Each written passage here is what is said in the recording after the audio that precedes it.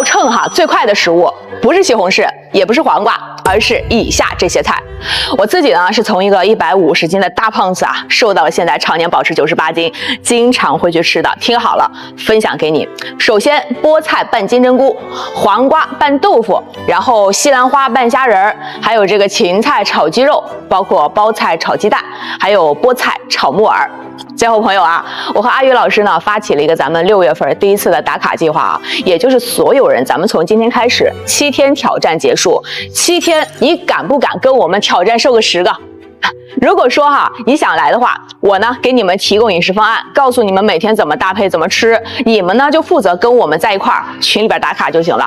所有想一起挑战的，一起变瘦变美的，只要你是我的粉丝，评论区给我打出打卡2个字，我看到了就立马拉你进群。但是群满为止，过期不候。姐妹们，我带着你们，咱们一起打卡，一起变美。